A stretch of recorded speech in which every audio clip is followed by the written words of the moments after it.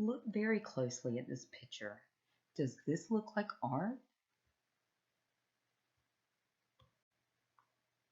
This is an up-close view of a famous painting by Claude Monet.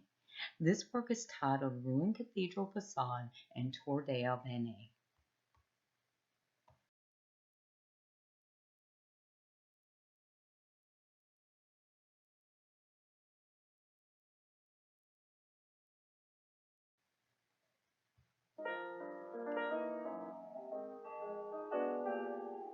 We're at the Musée d'Orsay, and we're looking at 4 of over 30 canvases that Monet made of Rouen Cathedral, which is a little more than an hour's drive north of Paris. Over 2 late winters and early springs, 1892 and 1893, he rented a space across from the cathedral and painted the cathedral in different effects of light. And so what he did was he had several canvases going at once, each for a different moment of the day and a different effect of light. Well, that makes sense. If Monet is trying to define this ephemeral quality of light, then as the sun moves, he would need to change canvases. He Right. can't paint that fast. No. And then he would come back to it day after day. But Right. in also different weather effects. And having this temporary studio across the street allowed him to paint in the rain, early in the morning, etc. Right. There's a lot of paint on these canvases. And so this is not something that was done quickly. Monet was always interested in capturing the fleeting effects of something that he saw, but here it's become the exact subject of the painting. The irony is that as he's capturing something that's fleeting, he takes longer and longer to paint it and to finish it not outside, but to finish it in the studio. There's another irony here, which is that if their subject is really about light and the way light constructs form, and I think that really is the subject, he's picked a pretty potent thing to render that Yes. on. That is to say, a medieval cathedral, which is all of its religious connotations, its historical connotations, and is solid in the extreme. And yet, in the rendering by Monet, these are not such solid forms. No, they really appear very light, almost filigree forms. They lack a sense of heavy three-dimensionality.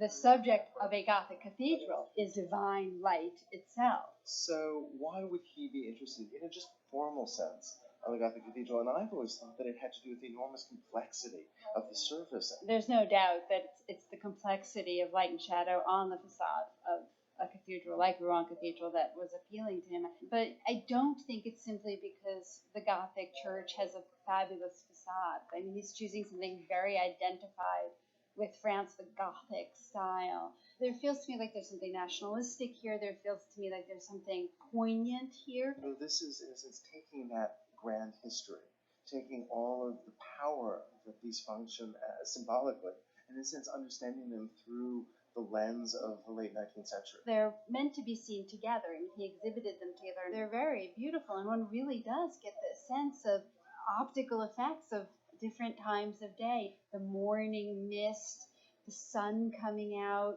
the heat of the afternoon sun. What happens to my eyes as I move across the canvases is different parts of the cathedral protrude and recede in different ways, in different light, and in a sense, this physical stone itself becomes really this mutable experience in that the building is shaped and reshaped by the way that light hits it, and that the very architecture is transformed. And in a sense, it is the triumph of the optical over the physical. Which is something very different than the Gothic architects would have thought about the church, because what could be seen was really a symbol for what couldn't be seen. And in a way, what Monet seems to be telling us here in the end of the 19th century is what we see is what there is. That there is truth to our experiential.